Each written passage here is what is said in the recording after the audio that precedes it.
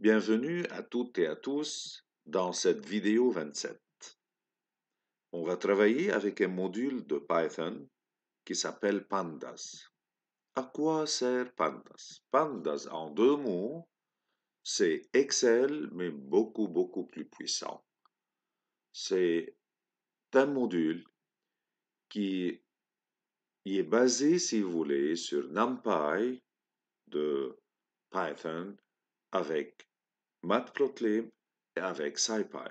Pandas est surtout utilisé dans les analyses de données, data analysis.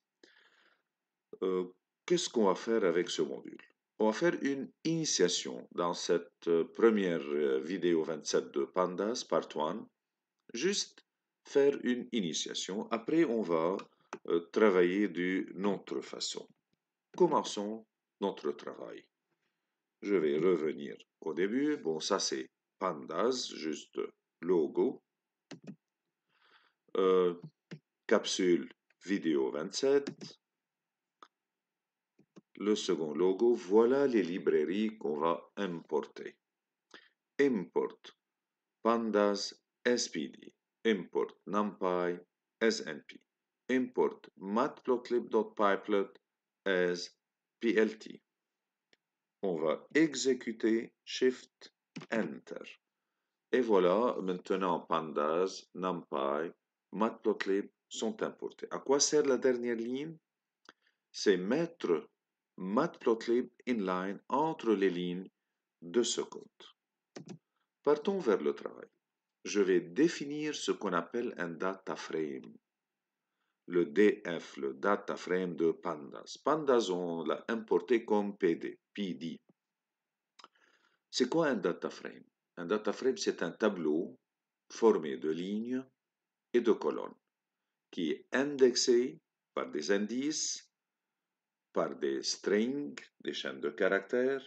Les colonnes ont des titres numérotés, indexés ou avec des strings ou ce que vous voulez. C'est quoi Pandas en une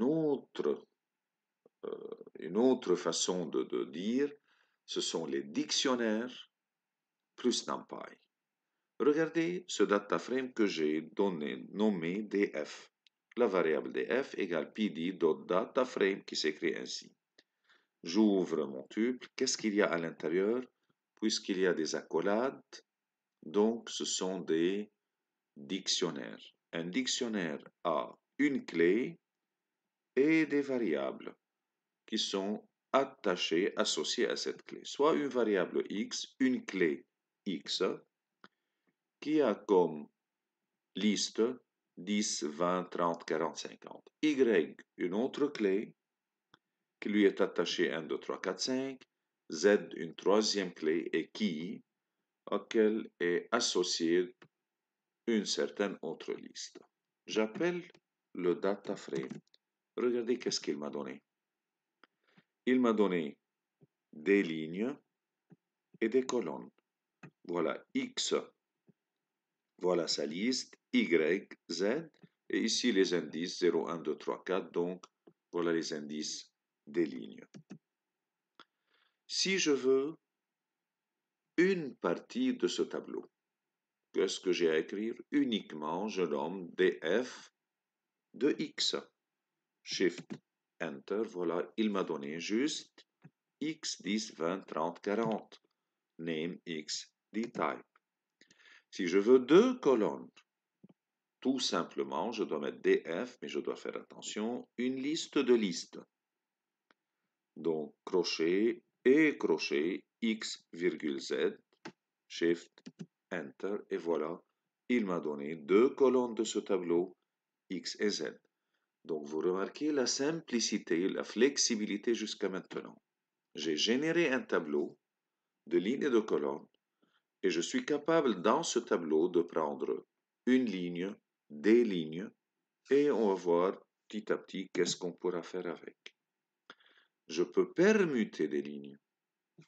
Data frame zx va être égal au data frame qui était xz. Si j'appelle maintenant data frame, shift enter, voilà. la valeur de x, c'était les valeurs de z, et les valeurs de z maintenant, c'était les valeurs associées à x. Donc, il a permuté les valeurs, les listes de x et de z. Je peux changer l'index. Au lieu que l'index des lignes soit 0, 1, 2, 3, 4, je vais mettre l'index x, df.set, underscore index de x. Regardez, x sont devenus les index et j'ai deux colonnes y et z. Je continue. Reset index revient à l'index précédent. Voilà, il est revenu à l'index, mais il a écrit l'index et il a ajouté encore une nouvelle série d'index. Je passe maintenant à un autre tableau que je vais créer avec, si vous voulez, ce panda, ce data frame, le tableau df1, un autre tableau, une autre variable df1 égale pd.dataframe.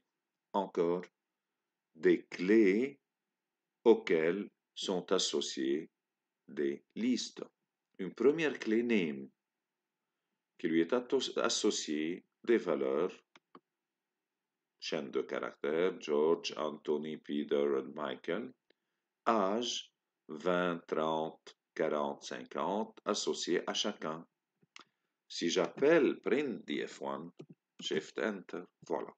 Name, les noms, et âge. Remarquez comme c'est simple de travailler avec Panda qui est un module de Python. Bon, si je continue, je veux ajouter une ligne à ce df1. Bon, je nomme une certaine liste variable salarié, salaire, 500, 700, 900, 800. Le data frame 1, voilà une nouvelle clé salary, c'est la liste de salariés. J'appelle maintenant df1 et voilà, j'ai ajouté une colonne. Name, George, Anthony, Peter et Michael, âge et salaire.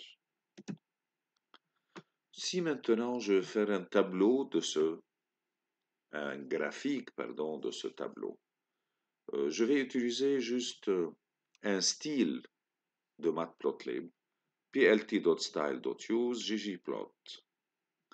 Bon, gray, c'est-à-dire. df1.plot.bar, je les veux en barre, tels que l'abscisse x, ce sont la liste de name, y, c'est la liste de salary. Voilà, regardez. Voilà, ça c'est George, Anthony, Peter et Michael. Et ici, Y, ce sont les salaires correspondants de chacun. Donc, je reprends encore. C'est Excel, mais plus puissant.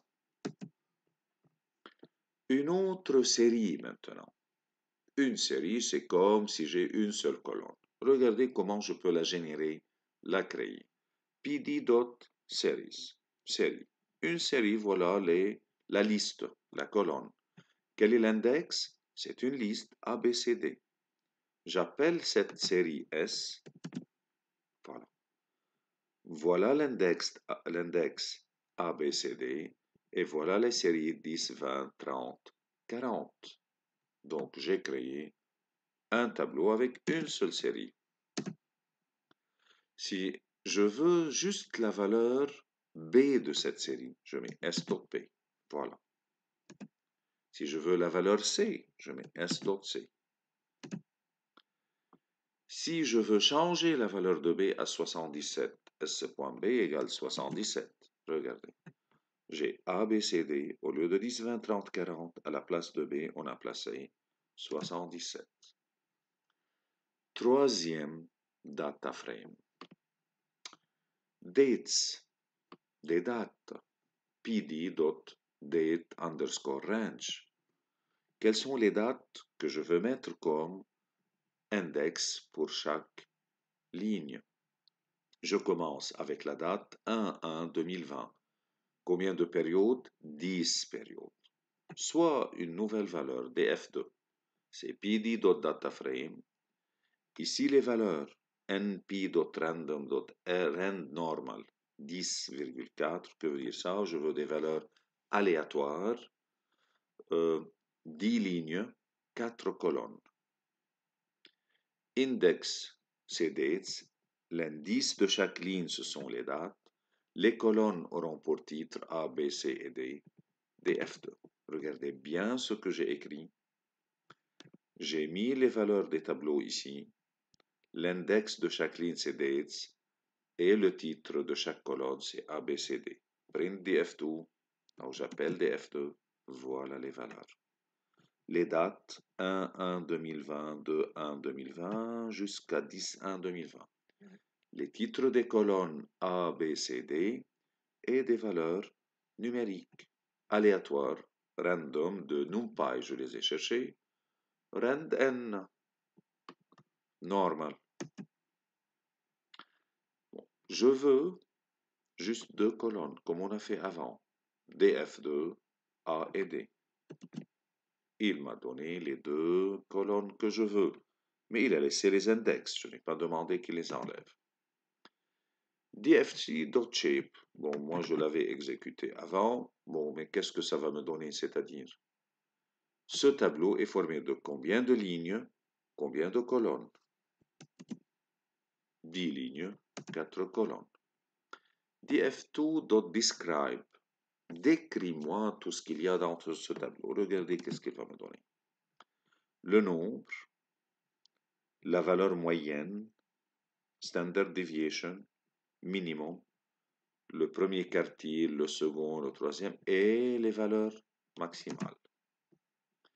Si je veux, par exemple, 2 lignes, mais toutes les colonnes, DFD, donc on commence comme slicing and indexing avec NumPy, 2.2, 2 points, voilà. Si je veux changer et mettre 2 ici, regardez qu'est-ce qu'il va me donner. Alors, essayez de voir qu'est-ce qu'il a fait. Là, DF2, 2.2, moins 1, bon, j'ai écrit, il va inverser les lignes. Eh bien, voilà. J'espère que vous avez eu une idée sur l'initiation. Je vais reprendre avec Jupyter d'une façon classique, comme on faisait avant. Voilà le titre, Pandas in Python. J'ai importé ici les librairies. J'ai créé une data frame, un tableau. Voilà le tableau. J'ai pris la valeur de x uniquement, dit fx. Il m'a donné la première colonne. xz,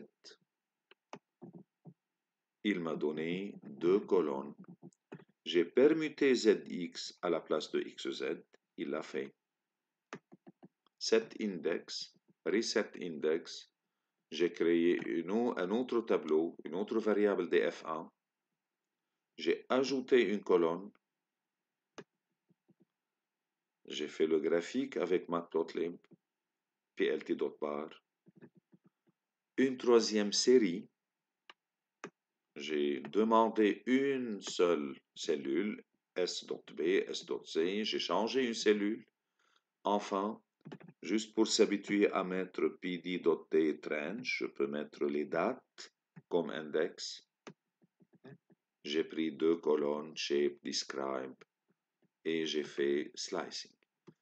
J'espère que vous avez profité. Je répète, c'est une initiation à ce module de Pandas.